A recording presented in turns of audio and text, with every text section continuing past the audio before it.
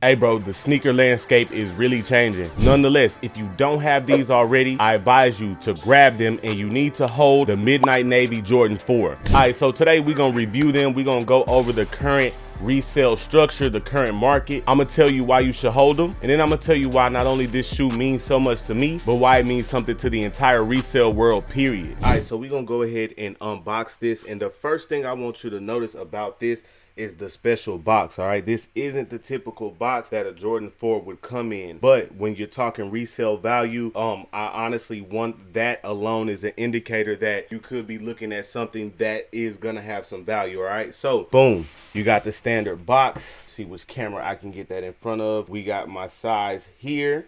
All right, now let's go ahead and unbox these things. All right, so boom, you got the standard paper, right? The elephant print paper with the elephant print kind of all around the box as well.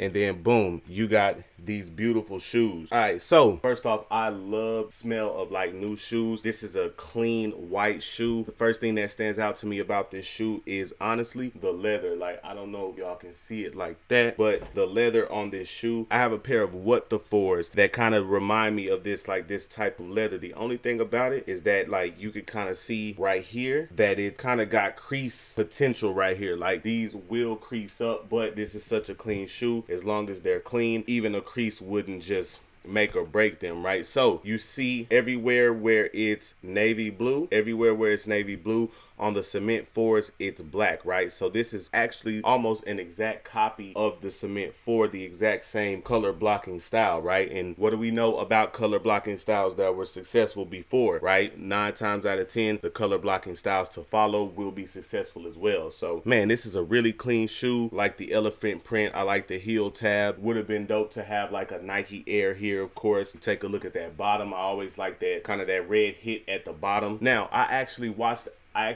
a couple of videos, right, about the replica versions of these, kind of the fakes, and here's some things that I found out that I want to point out to you that you may be able to just spot a pair of fakes. Maybe you're being sold some, because a shoe like this is gonna have a lot of flood in the market, right? The market is gonna go up, so there's gonna be a lot of fakes. There's gonna be a lot of people try to imitate this shoe. So the first thing, I don't know if it kind of shows on the camera, there's like that kind of reflective type tongue on the replica pairs that I've seen. They're not like that. They're just kind of a flat white. So that's something that you definitely want to look out for. Also, this little mid area right here is way pointier, right? Now, I ain't gonna lie, the reps that I've seen are really good reps, but for some reason they can never completely duplicate what's going on at the actual factory, even though I'm almost 100% sure that these are the exact same factories making them.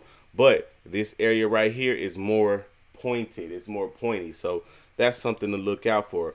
Also, you see this elephant print right here, right? The elephant print on the retail pairs is kind of just splattered on lightly, as to where on the replica pairs, they kind of overdid the splatters, right? So you'll be able to tell if it's just way too dense. The last but not least thing, and this is honestly going to be a dead giveaway, is going to be the heel tab. On the replica pairs, there's literally no space for you to even do this between the Jordan logo's foot and the back of that heel tab, right? So that's something that you could definitely look at, and I'd be able to identify and say, okay, yeah, that's definitely a fake. So overall, I give this shoe maybe a 9 out of 10, and the only reason I won't give it a 10 is because they are not the cements. They should have just gave us the cements, but trust me, they will do. Also, something I just noticed right now, and once again, I don't know if y'all can see that, but the splatters on this are not black like they typically are. They are navy blue as well. So man, this is definitely a clean shoe, and we're definitely gonna hold it as long as possible. All right, now, when I first seen the first look on this shoe, maybe back in the summer, honestly, at first, bro, I hated it. I was mad. And the reason why is because they look almost identical to a very iconic shoe, the Cement 4. Now, I want to talk about some history for the 4s for some of my younger viewers, all right? And I want to start by saying, bro, the Jordan 4 is probably my all-time favorite shoe, period, out of any shoe, any brand, but for sure, one of the best retros. I mean, when you look back, bro, the Jordan 4 was the first shoe to go global out of the Jordan line, right? Because believe it or not, especially for my younger viewers, believe it or not, the Jordan brand hasn't always been what it is today. Because you got to think, at this point in his career, this is year 4, right? Mike is already Mike, but he hadn't quite become Michael Jordan yet. He hadn't yet won a championship. He hadn't had the flu game yet. None of that stuff that we all know about when it comes to basketball and basketball stories. Like I said, it was only his 4th year in the NBA. Now, during the 1989 playoffs, because this is when the 4s become the 4s, Mike hit one of the most memorable shots in NBA history in his career. But simply put, bro, with just seconds left on the game, on the road in Cleveland, he takes an inbound pass. He goes up. He pulls up like right at the free throw line, and then boom, he knocks the shot down, eliminating Cleveland and also advancing to the next round. And remember, like I told you, at that point, he wasn't yet Michael Jordan. So in that moment really helped solidify him as who he was about to become, a superstar player, a clutch assassin. But Mike was wearing the bread Jordan 4s in that game, and that helped lift the Jordan 4 and honestly future and the rest of the Jordan brand to another stratosphere, bro. Now, I've told people several times, as far as a general rule, I get asked all the time, like, bro, how do I know if a sneaker is hype? How do I know which sneakers are more important than another sneaker, right? And I get asked that by beginners a lot. And I always tell them, one thing that you can always look at is, if Michael Jordan played in this shoe, then it's usually gonna be a cop. Now, while Mike doesn't have any real just iconic moments as far as like the shot in the Cement 4s, there is somebody else who lifted the Cement 4s into iconic status. And honestly, bro, to probably one of the most recognizable Jordan sneakers ever. And that's thanks to a fictional character on Spike Lee's 90s movie Do the Right Thing by the name of Bugging Out. Now, one of the most memorable scenes from that whole movie, first of all, that movie, it was huge when it came out. It's still a classic movie, but as far as taking the Jordan brand into the culture, right, into pop culture, that movie single-handedly is responsible for that, along with the Cement 4s. Now, there's a memorable scene in that movie, bro, where this Celtics fan like steps on Bugging Out's shoes and he kind of scuffs them. Well, Bugging Out is wearing the Cement 4s, and he's kind of got like he's got the black, green, and red little beads or whatever you want to call them on his shoelaces. So when you think about a shoe like this, the Midnight Navy 4s that look identical to that shoe, you can kind of see why this is gonna be an important shoe, and I don't think it's gonna come out again for a long time. All right, so I'm here in Unlimited Cookswear. I'm actually finding out that we should be actually looking out for some restocks on the Air Jordan 4 Midnight Navies. Anyway, I wanted to talk some resale predictions. I wanted to kind of give y'all my process as far as why I feel like they're gonna go up and show y'all everything I need to show y'all. So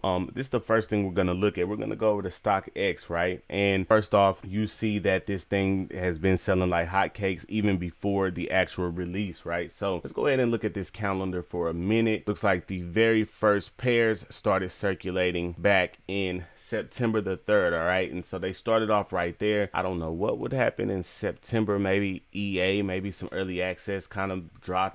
But you know, it kind of crept back up because when the shoe is unreleased, of course, it's gonna be valuable, right? But then release date comes, and release date is the 28th, right? So boom, you see on the 28th, you know, or you see on the 28th, it kind of dipped below 300. And so just by looking at this graph, you could honestly say, well, bro, how do you know it's gonna go back up? And here's why I feel like that. Number one, outside of this shoe just being a really clean shoe, it being the twin of the Cement 4, let's go ahead and look at some 4 trends, right? Because first of all, 4s are the new 1s. And what do I mean when I say that, bro? About 2 years ago, there was a Jordan 1 releasing every weekend, and every single one of them skyrocketed. And the reason why is because all the new sneakerheads were prioritizing Jordan 1s, right? And so 4s are kind of now getting that same treatment. We see a lot more 4s releasing.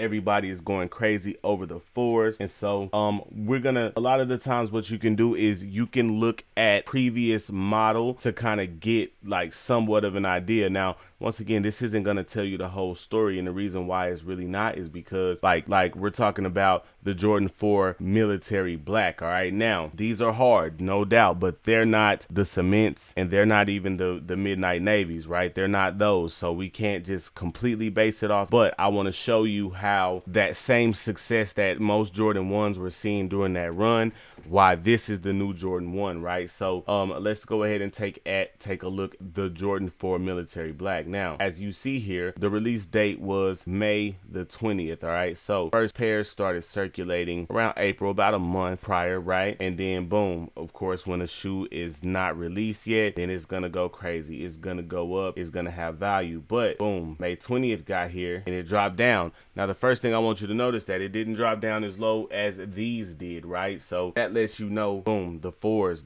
are what that is, honestly. So you could kind of see as time went on, it kind of stayed stagnant, didn't drop, didn't rise, drop a little bit, dropped a little bit, you know, kind of stayed, you know, in that same realm for a couple of months. And then boom, about August, it starts to change, right? So then you see that value start to creep right on back up, right? And this is long term. You see that boom, the value is just shooting up on these, even up to today. Like, you know, the value is shooting up on these. Now, you might notice a small decline right now, and that's because another four had came out, and that's these right here that we're talking about. So that's kind of played with the value of these. However, this is gonna bounce back because now these are kind of on the back of everybody's mind. I mean, you can even see, you know, it's just been a bunch of sales as of recent. So that's always something you can look at as far as kind of gauging the resale of another shoe. Let's see if I find another four that came out recently. Oh, and see, I didn't even realize that this military black silhouette is, you know, is a twin to the military blue silhouette, which is a popular silhouette. That's another thing, bro. Like, not silhouette, I'm sorry, color blocking style. So whenever you see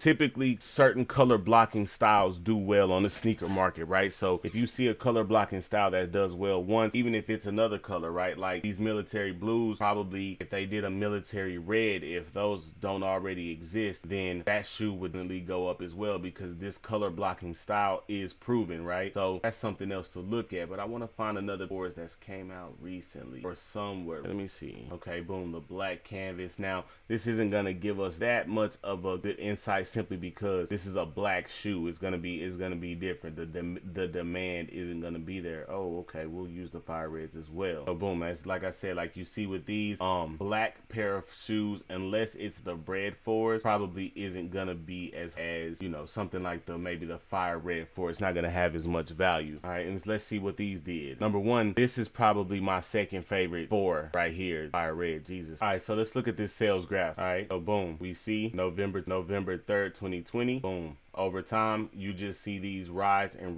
value, just like you see the Jordan 1s when they were kind of at the top of the hype food chain, right? So I want to take a look at the cement 4s and kind of show you that as well, right? And so boom, the last time they came out was 2016. I actually had the 2012 release. I didn't get the 2016 release, but man, I'm sure there's probably not many dead stock pairs of these anyway. But man, this was my shoe. All right, so look at this sales graph, right? These came out February 12th, 2016, right? So I guess they started monitoring in March, and then from there, boom, look what the value has done of this shoe. It's even dipped, right? It for a while, but what you have to know is that a shoe like gonna just continue to rise in value, right? And so this is, I'm not even talking about a 4-year hold at this point, bro, but even if we just take it like a year from now or even 6 months from now, I think the profit that you can make, especially if you have a couple of pairs of these, I think the profit that you can make from holding them is worth it for a couple of months, right? So so definitely, bro, when it comes to retro 4 midnight navy, bro, do not sleep on these things. Really have the potential to go up. All right, so I know a lot of y'all are out there like, bro, I didn't even get a chance to get my hand on this sneaker, and that's because a lot of us are still losing to sneaker bots, still don't know how to cop sneakers. If that's you, I want you to do me a favor. Meet me in this next video, man. Rico Gang. I love y'all, bro. We out.